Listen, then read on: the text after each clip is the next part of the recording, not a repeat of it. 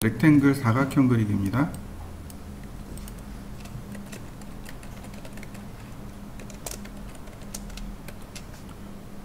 폴리곤은 정다각형입니다. 특히 렉탱글하고 요 폴리곤은 P라인이라고 합니다. P라인의 일종입니다. 요 두 개는 P라인의 일종입니다. 도대체 P라인이 뭐냐면 폴리라인의 약자입니다. 우리나라 말로 하면 폴리선입니다. 폴리라는 단어가 우리나라에 딱 맞는 단어가 없어요. 그래서 그냥 폴리선이라고 합니다. 폴리라는 단어는 뭐냐면 어디서 주로 많이 쓰냐면 화학에서 많이 써요. 화학에서. 우리 중고등학교 다닐 때 화학식을 조금 배웠을 거예요. 근데 그 중에 이제 뭐 어려운 건 너무 빼고, 특히 우리 입는 옷 중에 폴리에스테르라는 옷이 있죠. 앞에 폴리라는 단어가 붙었습니다. 그죠? 폴리라는 단어가 무슨 뜻이냐면 유기적으로 결합된이라는 뜻이에요. 그러니까 풀어서 설명하면 유기적으로 결합된 선, 이런 뜻입니다. 폴리에스테르 그러면 에스테르가 유기적으로 결합된, 이해되시나요? 폴리란 뜻은 서로 선이 다 결합되어 있는 걸 폴리라인이라고 합니다. 한데 다 묶여 있습니다. 나중에 이제 P라인 명령을 따로 배울 겁니다. 근데 그 중에 이제 그 P라인을 가지고 만들 수 있는 선이 렉탱글하고 폴리곤이에요. P라인의 특징이 두 가지가 있습니다. 첫 번째는 선의 굵기입니다. 선이 굵기가 들어가요. 우리가 그 선의 굵기 레이어에서 지정해 줬잖아요. 그거 말고 우리 눈으로 볼 수 있도록 선의 굵기가 들어갑니다. 그 다음에 두 번째, 여기 되어 있는 것처럼 선이 하나로 전부 이어져 있습니다. 두 가지 특징입니다. 클릭했을 때 한 번에 쭈루룩 선택이 돼요. 그 다음에 선의 굵기도 지정해 줄 수 있습니다. 이게 폴리선의 특징입니다. 사각형을 한번 그려볼 건데요. 사각형 명령어는 어딨냐면 여기 있네요. 여기 렉탱글하고 폴리곤하고 여기 같이 있는 거 보이시죠? 렉탱글 그리고 대각선으로 클릭하시면 됩니다. 좌하단, 우상단, 클릭입니다. 클릭. 근데 이렇게 해도 돼요. 우하단, 좌상단, 좌상단, 우하단, 우상단, 좌하단. 어떻게 그린 거예요? 대각선으로요. 대각선으로 클릭한 겁니다. 대각선으로 클릭하면 사각형이 그려집니다. 자, 한번 그려보시죠. 보실까요? 제가 이렇게 선택을 해봤습니다. 어떤가요? 한 번에 선택되는 거 보이시나요? 선이 하나로 다 이어져 있기 때문에 그래요. 자, 지우고 다시 해보죠. 렉탱글 명령어 실행했더니 여기 챔퍼라는 명령어가 있습니다. 그리고 엘리베이션이라는 명령어가 있고 필렛, 티크니스, 위드 이렇게 있습니다. 이 중에 두 개 안 써요. 엘리베이션하고 티크니스를 안 씁니다. 엘리베이션은 우리나라 말로 하면 고도란 뜻입니다. 고도. Z축의 위치를 바꾸는 겁니다. 근데 가만히 생각해 보시죠. 엘리베이션이라는 단어 많이 들어본 단어 아닌가요? 처음 들어봤나요? 여기 TION을 TOR로 바꾸면 엘리베이터가 되죠. 엘리베이터는 어떻게 되는 거예요? 고도가 바뀌는 기계잖아요. 엘리베이션, 고도, 엘리베이터, 고도를 바꾸는 기계. 똑같은 단어입니다. Z축으로 값을 바꿔주는 역할을 하는 게 엘리베이션입니다. 그러니까 우리는 안 써요. 우리는 XY축만 쓰거든요. Z축을 쓸 때는 그게 3D가 되는 겁니다. 그 다음에 티크니스가 있고 위드가 있습니다. 티크니스나 위드나 둘 다 두께라는 뜻을 가지고 있습니다. 티크니스가 두께고 위드는 폭이란 뜻입니다. 폭. 도로의 폭, 뭐 자동차 폭 이럴 때는 width라는 단어를 쓰고, 그 다음에 두께라는 단어를 쓸 때는 thickness라는 단어를 쓰는데, 이 thickness가 Z축 방향의 두께입니다. 제가 두 가지를 다 보여드릴게요. 이건 굳이 하실 필요는 없습니다. 제가 이렇게 3D로 바꿔놨어요. 일반적으로 그리면 이렇게 2D로 그려져요. 근데 제가 thickness를 줬습니다. thickness를 100mm로 줬어요. 그러면 Z축으로 이렇게 선이 그려지는 거 보이시나요? 이렇게 Z축 두께예요. Z축 두께. 그러니까 이렇게 도면을 그릴 이유가 없단 말이죠. 그래서 thickness를 안 써요. 자, 다시 한번 보겠습니다. thickness는 0으로 주고 엘리베이션을 100으로 주도록 하죠. 자, 뭐 바닥에 그려진 것처럼 보이잖아요. 근데 실제로 이렇게 보면 붕 떠 있는 거 보이시나요? 그래서 thickness하고 엘리베이션은 안 씁니다. Z축으로 그리는 거라 여러분들이 쓸 일은 없어요.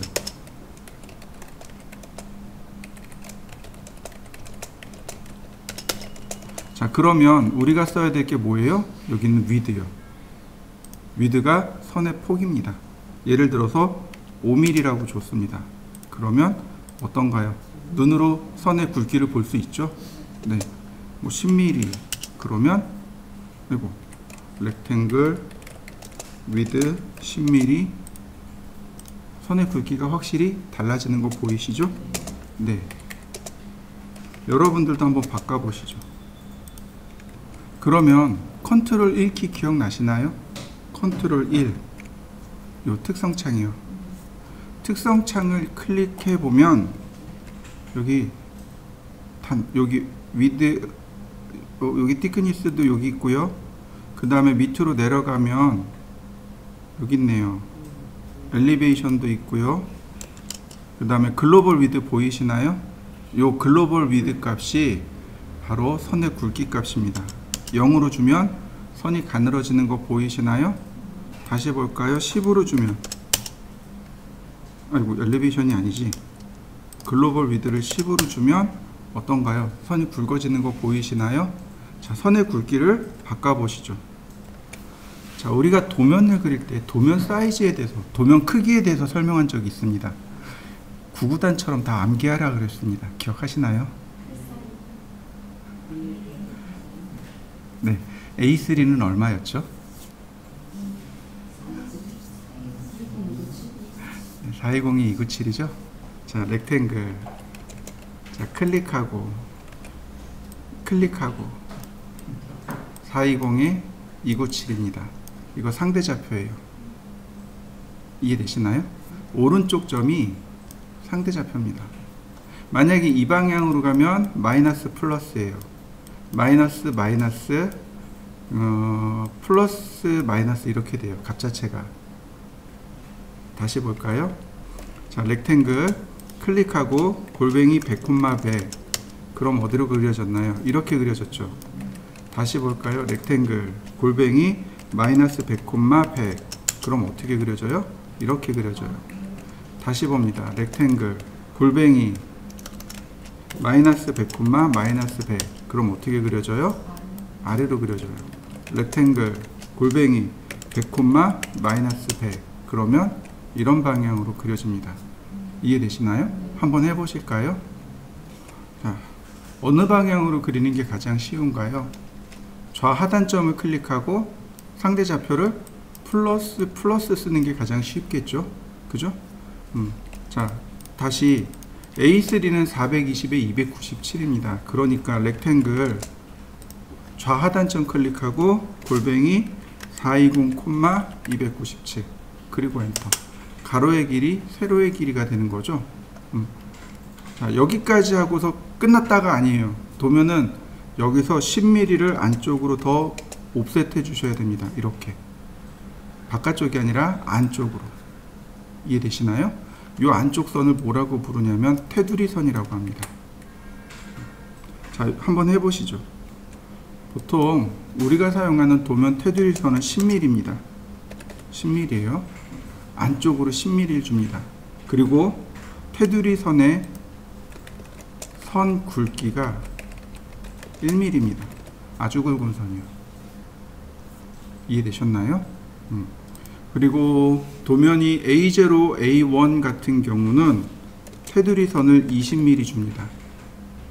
테두리 선의 간격을 A0, A1은 20mm, 그 다음에 A2 이하는 10mm를 주시는데 A4 같은 경우는 5mm를 줄 수도 있고 10mm를 줄 수도 있고 A4는 두 개 다 가능합니다. 또 하나 재본할 경우 도면을 책으로 재본할 경우 왼쪽만 25mm 줍니다. 이해되셨나요? 왼쪽 여백만 25mm 주시면 돼요. 다시 설명합니다. 도면 테두리 선의 선 굵기는 1mm입니다. 그리고 A0, A1은 도면 테두리 선의 간격이 20mm, A2 이하는 전부 10mm입니다.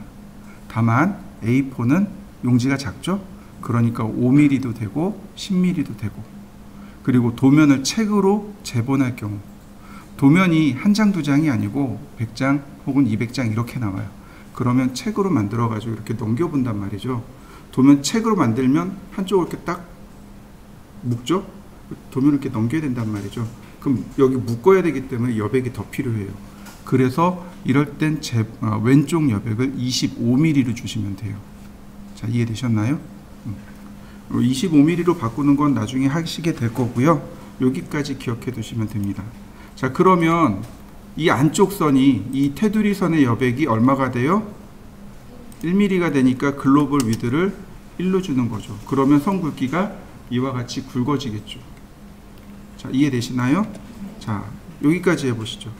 자, 그 다음에 이제 우리가 공부해야 될 게 필렛과 챔퍼입니다. 렉탱글 명령어 잠깐 떼놓고요. 필렛이라는 명령어와 챔퍼라는 명령어를 공부해 보도록 하죠. 필렛 명령을 배우면 도면 그리는 방법이 또 바뀝니다. 이제 완성형으로 넘어가는 거죠. 도면 그리는 방법이 완성형으로 넘어가게 돼요. 자, 필렛이라는 명령어는 우리나라 말로 모깎기라는 말로 번역을 할 수 있고요. 챔퍼는 모따기라고 변형을 할 수 있습니다. 좀 생소하죠, 단어가. 두 개의 단어를 하나로 만들었다라고 보시면 돼요. 무슨 얘기냐면 필렛은 모서리 동글동글하게 깎기란 뜻입니다. 챔퍼는 모서리를 각지게 따내기.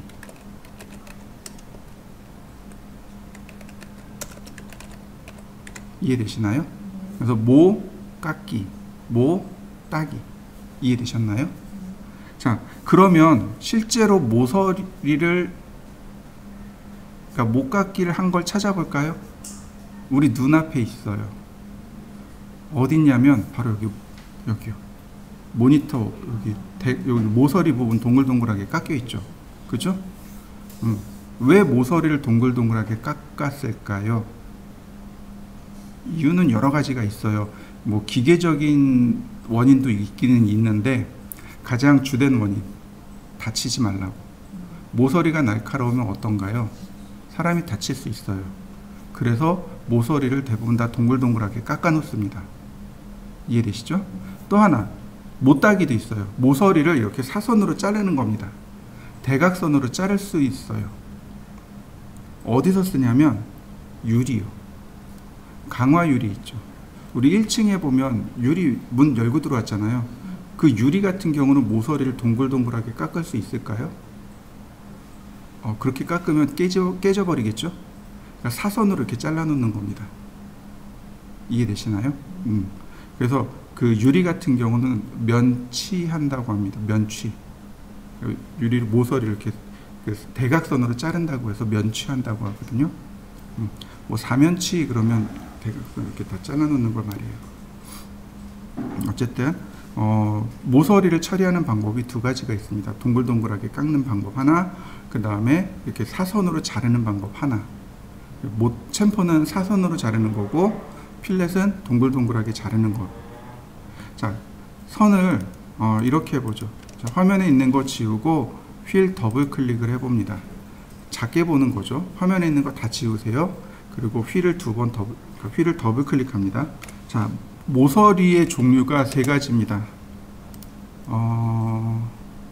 이렇게 선이 교차되는 경우, 그 다음에 선이 이렇게 딱 맞는 경우, 그 다음에 선이 이렇게 멀리 떨어져 있는 경우, 교차하는 경우, 딱 맞춰 있는 경우, 이렇게 떨어져 있는 경우, 세 가지 경우예요. 자, 이렇게 그려보시죠. 그러면 필렛과 챔퍼를 보도록 하죠. 명령은 여기 있습니다. 필렛과 챔퍼 여기 있습니다. 사용하는 방법이 똑같아요. 단지 필렛은 반지름을 지정한다는 거, 챔퍼는 거리를 지정한다는 거. 이게 조금 달라요. 사용하는 방법은 꼭 트림과 익스텐드 마냥 사용하는 방법은 똑같습니다. 자, 필렛 명령어를 실행하면 제일 먼저 요 위에 모드는 트림이라고 되어 있습니다. 그죠? 자르기 모드가 실행되어져 있고요. 반지름 이꼴 0으로 되어 있네요. 그 아래 보시면 옵션 중에 보면 여기 라디어스 있죠. 반지름이요. 10mm. 그 다음 클릭해 주시면 돼요. 클릭하고 그럼 반지름 이렇게 돌아가는 거 보이시나요? 방향으로, 내가 지정한 방향으로 움직이는 거 보이시죠? 네, 클릭. 그러니까 내가 여기 남고 싶고 여기 남기고 싶어요. 남기는 쪽을 클릭하는 겁니다. 그랬더니 여기 선들이 어떻게 되나요? 싹 정리된 거 보이시나요? 이게 트림 모드입니다. 트림 모드, 자르기 모드. 즉 내가 필렛하고 나서 나머지 자투리 선들이 남을 거 아니에요? 그거 다 지워주는 겁니다. 여기도 보세요. 필렛 보니까 이미 앞전에 썼던 값이 들어가 있죠? 그냥 쓰시면 돼요. 클릭하고 클릭하고. 자, 여기까지 한번 해보시죠. 이렇게 멀리 떨어져 있는 경우는 어떻게 될까요? 필렛. 자, 클릭하고 클릭했더니 어떻게 되나요? 선이 쭉 연장되는 거 보이시나요? 이게 트림 모드의 특징입니다. 자르기를 하려니까 모자르잖아요. 다 연장해 주는 겁니다. 이렇게요. 한번 해보시죠.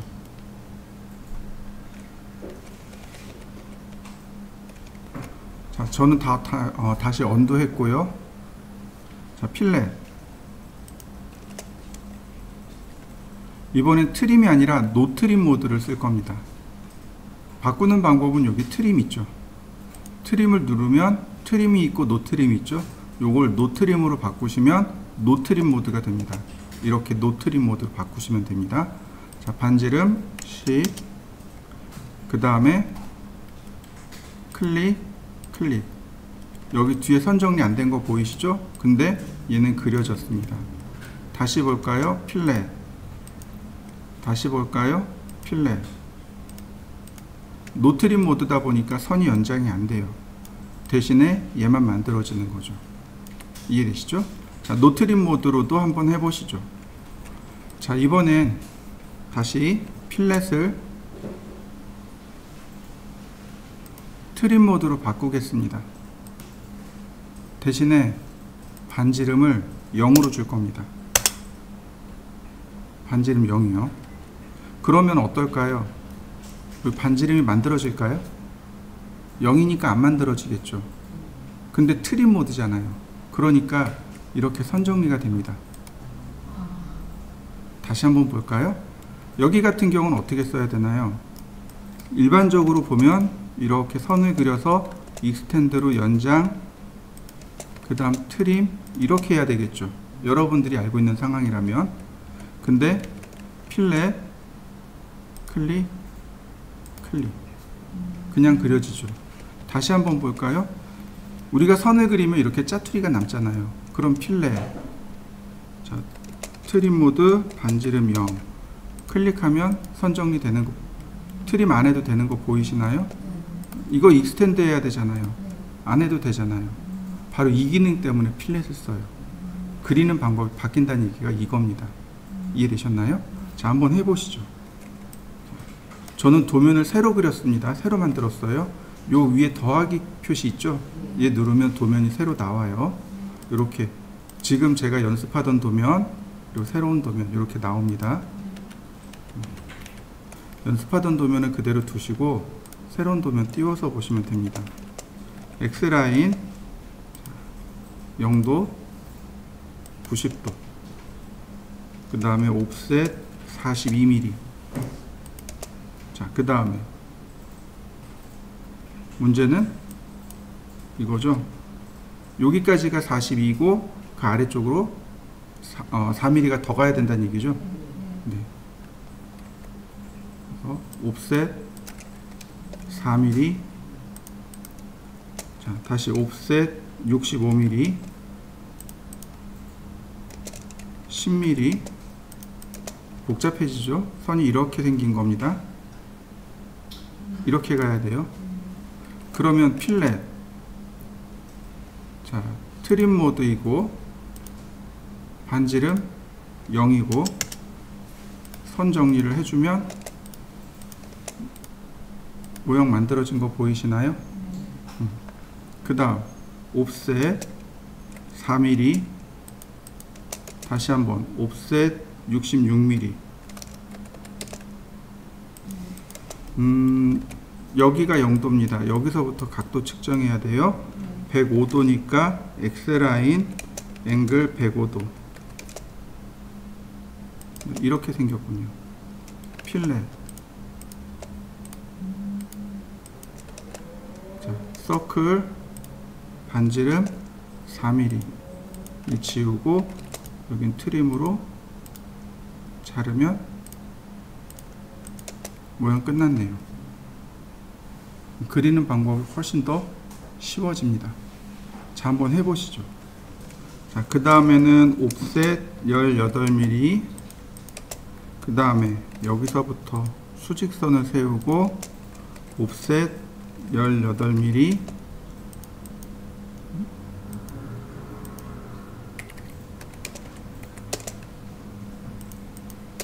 한 번 더 옵셋 24mm.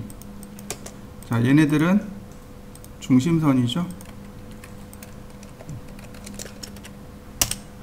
서클 반지름 5mm, 옵셋 3mm. 자, 나머진 트림으로 자르시고요. 지우고 다시 옵셋 5mm. 자, 속성 일치. 자, 여기도 마찬가지로 필렛을 써봅니다. 원은 필렛 될까요? 원은 필렛이 안 돼요. 이렇게 마무리됩니다. 이해되시나요? 그럼 조금 요령을 피우면, 자, 이렇게요. 그러면 나머지가 선정리가 돼요. 이런 식으로. 이런 식으로 나머지가 선정리 됩니다. 자, 다시 라인 옵셋 5mm, 옵셋 34.5mm. 자, 속성 일치, 서클 반지름 6mm, 옵셋 3mm. 선이 모자르니까 연장하고 나머지 트림으로 자르고. 그럼 모습이 완성됐네요. 자, 완성시켜 보시죠. 이번엔 챔퍼에 대해서 좀 알아볼까요? 챔퍼는 모서리를 대각선으로 자른다고 했어요. 자, 챔퍼는 그래서 대각선으로 자를 때 이렇게요. 대각선으로 이렇게 자를 때 첫 번째 거리, 여기서부터 여기까지 거리 1과 거리 2를 넣는 방법이 있습니다. 첫 번째 거리, 두 번째 거리, 거리 방식이 있고, 그 다음에 두 번째 방법이 뭐냐면 각도 방식입니다. 이렇게요. 거리와 각도, 이건 앵글 방식이라고 합니다. 이해되시나요? 그러니까 사선으로 자르는 방법이 두 가지가 있는데, 거리 두 개를 입력해서 쓰는 방법, 디스턴스 방법과 거리와 각도를 이용해서 처리하는 앵글 방식 두 가지가 있습니다. 자, 보시죠. 챔퍼, 여기 똑같이 트림 모드라고 되어 있네요. 그리고 디스트 1, 디스트 2, 여기 디스턴스와 앵글 보이시나요? 거리 방식과 각도 방식입니다. 디스턴스, 그러면 첫 번째 챔퍼 거리를 넣어주세요 라고 나옵니다. 10mm. 두 번째 챔퍼 거리를 넣어주세요. 20mm. 똑같이 하면 재미없으니까 제가 10, 두 번째는 20으로 넣습니다. 그러면 이렇게 됩니다. 여길 첫 번째로 클릭할 거예요. 그럼 이쪽으로 10mm 이렇게 갑니다. 여기 두 번째 클릭할 거예요. 이쪽으로 20mm 내려갑니다. 자, 클릭. 자, 이해되시나요? 다시 한번 볼까요? 여길 첫 번째로 클릭할 겁니다. 그럼 이 끝점에서 10mm 내려가요. 그 다음에 이쪽 방향으로 20mm 이렇게요. 역시 마찬가지, 멀리 떨어져 있어도 마찬가지로 선이 연장이 됩니다. 자, 디스턴스 방식 한번 해보시죠.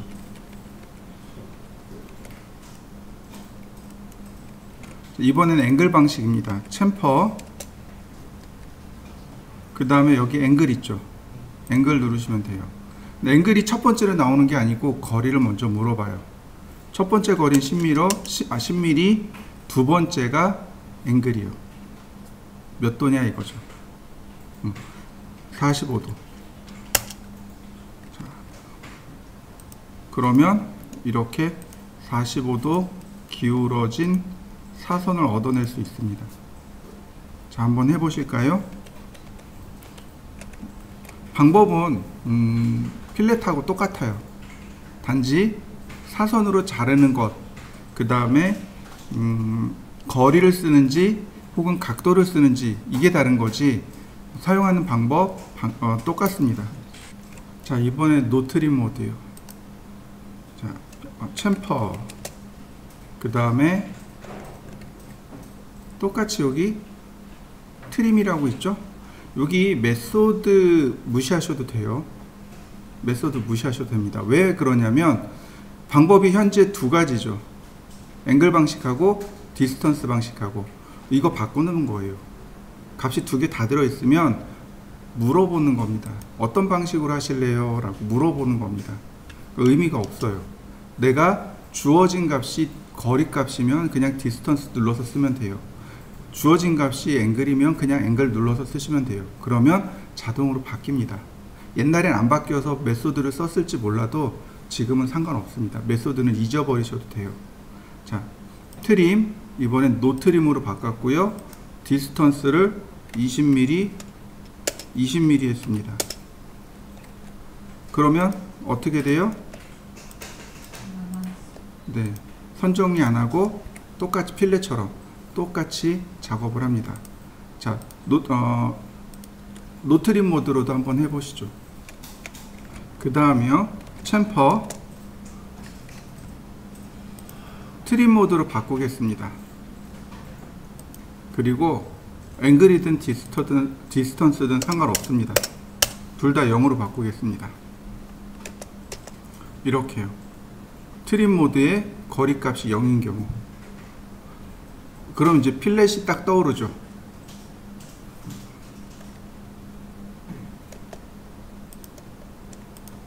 자, 어떻게 되나요?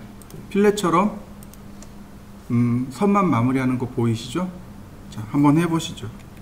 이번엔 사각형을 좀 그려볼까요? 렉탱글 골뱅이 50,50 다시 한번 50,50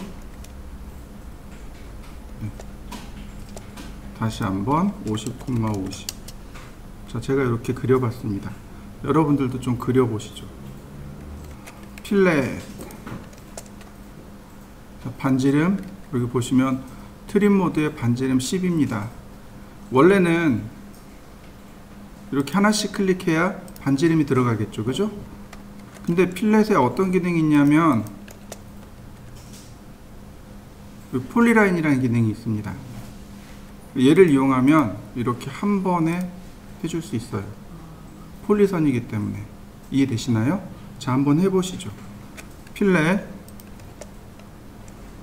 자, 한 번 했습니다. 명령어 끝났죠. 다시 또 필렛. 또 끝나네요, 그죠?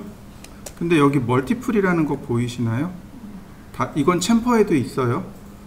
똑같이 폴리라인도 있고 멀티플도 있습니다. 멀티플이 뭐냐면 한 번이 아니고 여러 번 쓸 수 있게끔 이렇게요. 명령을 안 끝내는 겁니다. 다 됐죠? 그 다음에 엔터. 그러면 비로소 명령어가 끝나게 됩니다. 자, 한번 해보시죠. 챔퍼도 마찬가지입니다. 챔퍼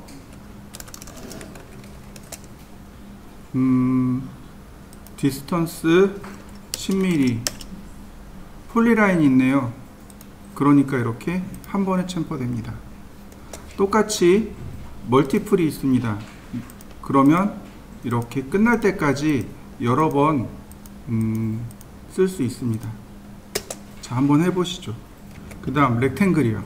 다시 이제 렉탱글로 넘어갑니다. 자, 렉탱글이라는 명령을 실행하니까 여기 필렛 챔퍼 보이시나요? 네, 필렛 반지름 10mm. 그럼 애초에 그릴 때 어떻게 돼요? 필렛 들어간 거 보이시나요? 자, 챔퍼 10mm 10mm.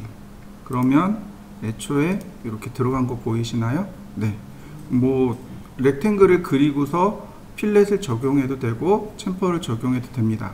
근데 아예 애초에 그냥 그릴 때 적용하고 싶어요. 그럼 이렇게 하셔도 돼요. 자, 한번 해보시죠. 이번엔 서클을 그려볼까요? 서클 반지름 50. 자, 반지름 50.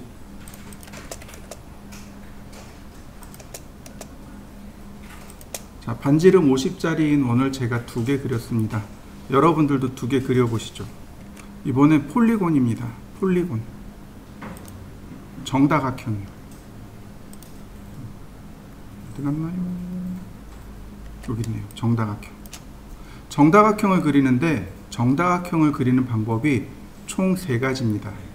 원에 내접하는 정다각형, 원에 외접하는 정다각형, 그 다음에 한 변의 길이가 얼마인 정다각형. 이렇게 총 3가지예요. 그래서 먼저 원을 2개 그리라고 한 겁니다. 자, 폴리곤 그러면 이렇게 엔터 넘버 오브 사이드 몇 각형을 그릴까요? 라고 물어봅니다. 자, 육각형. 그랬더니 물어봐요. 센터 오브 폴리곤. 그러니까 폴리곤의 중심점이요. 원에 내접한다 그랬잖아요. 원에 외접하잖아요. 그러니까 원의 중심점을 물어보는 겁니다. 네, 여기요. 클릭했더니 그 다음에 엔터 옵션, 옵션을 선택하랍니다. 2개가 나옵니다. 인시크리브드, 인서클, 서큐움 시크리브드, 어바웃 서클. 단어가 조금 어렵습니다. 그죠? 생소해요. 인시크리브드, 인시크리브드가 뭐냐면 내접이란 뜻입니다. 내접하다란 뜻이고, 서큐움 시크리브드는 외접하다란 뜻입니다. 풀어서 설명하면 인시크리브드 인 서클, 서클 안에 내접하는, 서큐움 시크리브드 어바웃 서클, 원의 바깥쪽에 외접하는 이란 뜻이에요. 이해되시나요? 근데 이렇게 단어를 외우는 것보다 인시크리브드 인이잖아요. 인 무슨 뜻이에요? 그렇죠. 어디 안으로 들어가다란 뜻이잖아요. 그러니까 원 안에 들어가네요. 내접하다. 그 다음에 서큐움 시크리브드 어바웃 서클은 그냥 원 밖으로란 뜻으로 이해하시면 됩니다. 이번에 먼저 내접합니다. 그랬더니 라디어스 오브 서클 반지름 물어보네요. 50mm. 자, 원 안에 내접한 거 보이시나요? 다시 보겠습니다. 똑같이 육각형. 자, 중심점 지정하고 이번에 서큐움 시크리브드 똑같이 반지름 50. 원에 외접하는 거 보이시죠? 자, 한번 그려 보실까요? 이번에는 한 변의 길이가 50인 정사각형 그릴 겁니다. 기억나시죠? 우리 한 변의 길이가 50인 정삼각형부터 쭉 그렸던 거 기억나시나요? 원래 이거 쓰면 돼요. 폴리곤. 자, 육각형.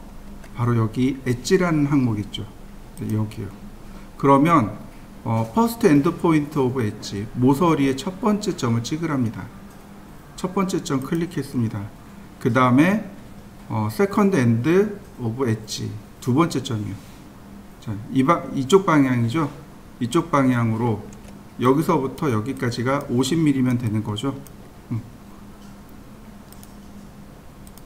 그리고 폴리곤 엣지 클릭하고 50 엔터.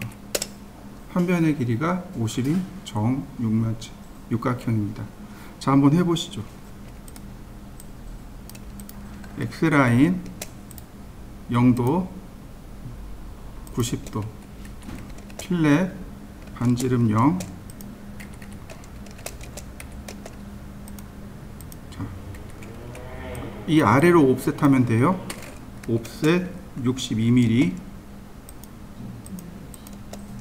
자, 역시 필렛. 그 다음에 이제 이 선을 이쪽으로 복사하면 돼요. 옵셋 30mm. 그 다음에 반지름만큼이요. 옵셋 39mm. 그 다음에 41mm. 자, 트림으로 지우면 됩니다. 옵셋 10mm.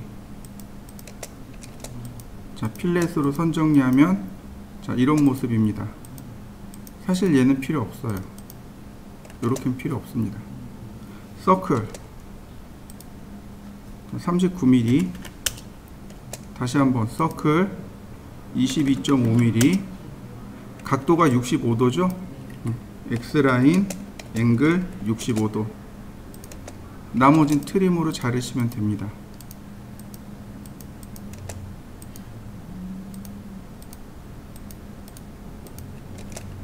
여기 트림으로 끊으시면 돼요.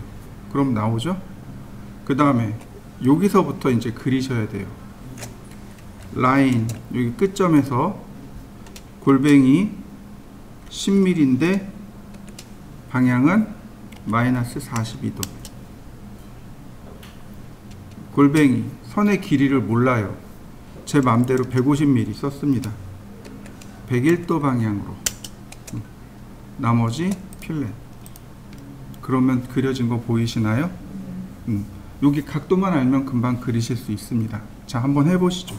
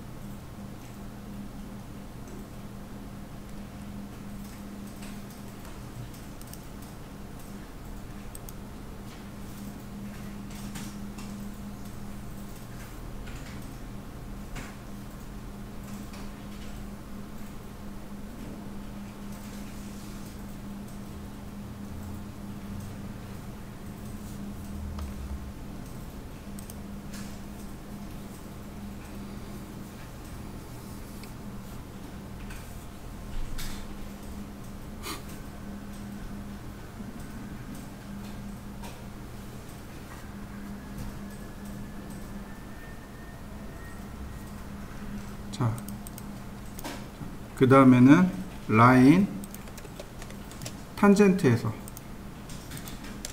탄젠트로. 왜냐하면 지난번까지 그렸던 건 어때요? 이쪽에 있는 원과 오른쪽에 있는 원의 반지름이 똑같았어요. 그러니까 옵셋을 해도 좋고 교차점을 써도 좋은데 지금은 어떤가요? 다르죠. 반드시 이럴 땐 탄젠트를 쓰셔야 돼요. 탄젠트에서 탄젠트로 그리셔야 됩니다. 이해되시나요? 왜냐하면 이렇게 위치가 달라요. 여기잖아요. 여기도 여기에요. 위치가 달라요. 다시 한번 봅니다. 라인 어떻게 하라고요? 탄젠트 오스냅을 쓰셔야 됩니다. 탄젠트 오스냅을 쓰셔야 돼요.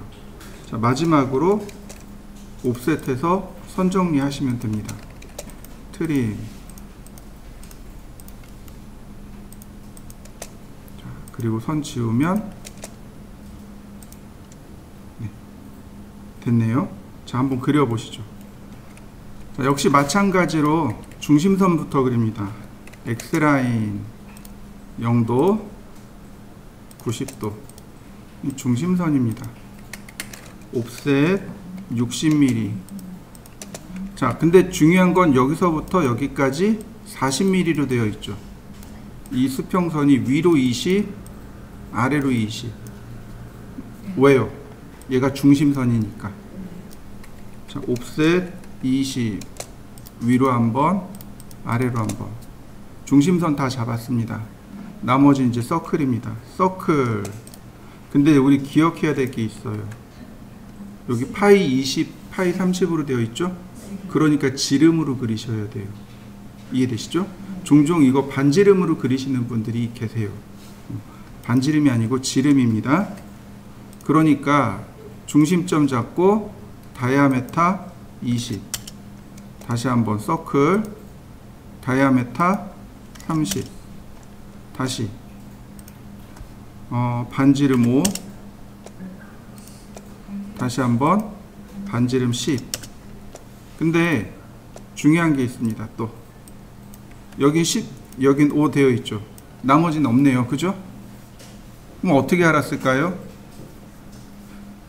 중복이 되는 치수는 생략해도 좋습니다. 무슨 얘기인지 이해되시나요? 여기 반지름 5라고 되어 있잖아요. 그럼 얘도 반지름 5예요. 생략된 겁니다. 반지름 10이잖아요. 그럼 얘도 반지름 10인 겁니다. 생략된 겁니다. 이해되셨나요? 네. 자, 그 다음 여기 접하고 여기 접하면서 반지름 15 접하는 겁니다. 서클 TTR 접하고 반지름 15. 나머지는 다 트림입니다. 자, 옵셋 3mm. 자, 그 다음 나머지 다 트림.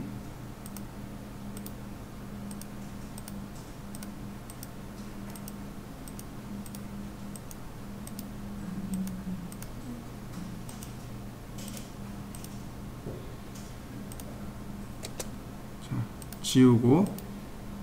그럼 중심선 필요한 만큼만 남았네요. 다시 탄젠트에서 탄젠트로, 탄젠트에서 탄젠트로, 나머지 또 트림.